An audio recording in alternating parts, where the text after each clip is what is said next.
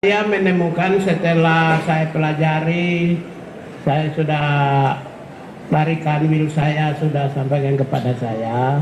Kemudian dari eselon 1 sampaikan menginformasikan kepada saya akhirnya berkesimpulan begini.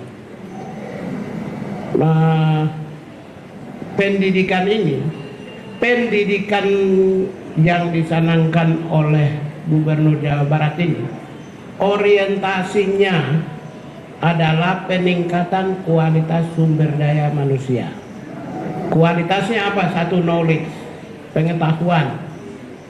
Yang kedua, peningkatan keterampilan. Yang ketiga adalah peningkatan mental, kualitas mental, produktivitas, disiplin, tanggung jawab.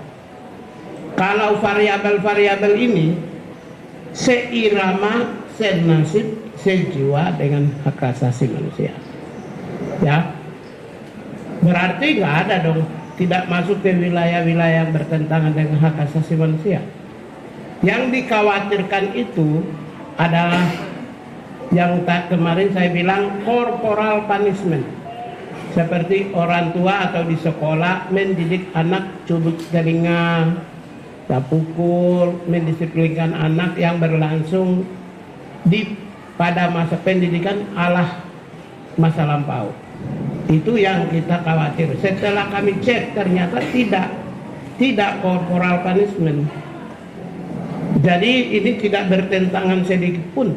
Gini, kami menyampaikan bahwa ada problematika dalam spirit kebangsaan kita, yaitu membangun narasi agar anak-anak muda Indonesia, khususnya anak-anak di Provinsi Jawa Barat yang sedang menekuni jenjang pendidikan SMP dan SMA serta sederajat atau sanawiyah dan madrasah aliyah, yaitu pola pendidikan karakter melalui peningkatan kualitas disiplin hidup dan perubahan pola hidup.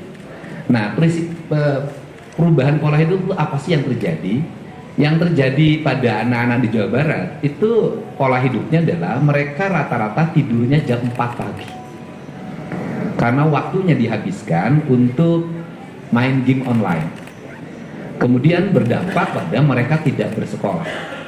Selain berdampak tidak bersekolah, mereka sering terorganisir secara sistemik melalui kekuatan media sosial, melakukan pertarungan-pertarungan secara terbuka dan tertutup, melahirkan banyak orang yang terluka, bahkan banyak orang yang meninggal. Kemudian yang berikutnya adalah beredarnya obat-obat yang tidak layak dikonsumsi dari sisi kesehatan, yang dijual secara terbuka sebenarnya, berharga di bawah Rp10.000 dengan 3 butir, istilahnya eksimer dan sejenisnya, serta minuman-minuman yang beredar secara luas yang bisa diakses oleh anak-anak SMP. Nah, ini adalah problem yang harus segera diselesaikan. Nah, problem itu ternyata tidak bisa diselesaikan di internal sekolah melalui pendekatan bimbingan konseling. Dan problem itu juga tidak bisa diselesaikan di internal keluarga oleh ayah dan ibunya.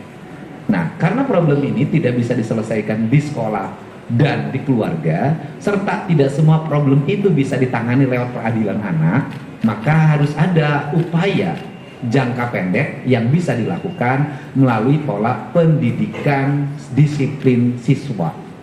Dalam kaidah bahasa saya adalah pendidikan bela negara dengan penguatan pendidikan berkarakter. Maka kami menggandeng lembaga TNI, karena TNI memiliki pengalaman dalam melakukan pola pendidikan baik untuk kalangan militer maupun kalangan sipil. Di kalangan sipil dikenal namanya prajabatan.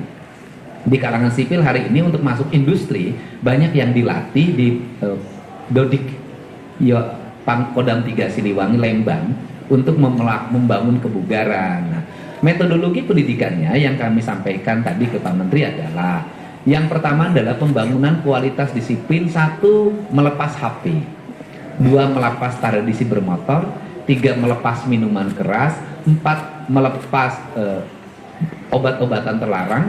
Kelima, melepas konsumsi zat adaptif lainnya yang merusak saraf dan pikirannya, dengan membangun pola tidur maksimal jam 10 malam. Kemudian mereka bangun jam 4 pagi, mereka mandi, salat subuh bagi yang beragama Islam, membereskan ruang tempat tidurnya, masuk ke masjid, dan kemudian mendapat bimbingan rohani dari kiai yang menjadi bimbingan konselingnya. Setelah itu mereka sarapan pagi, setelah sarapan pagi mereka berolahraga, setelah mereka berolahraga mereka langsung mengikuti ruang kelas pembelajaran sebagaimana dia didapatkan di sekolah.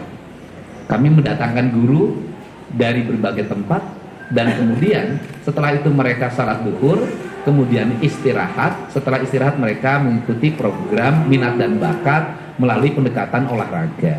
Dan kemudian maghrib dia masuk masjid lagi, belajar ngaji lagi, kemudian sampai isya, dan kemudian nanti mereka makan malam dan kembali ke tempat mereka tidur untuk tidur malam.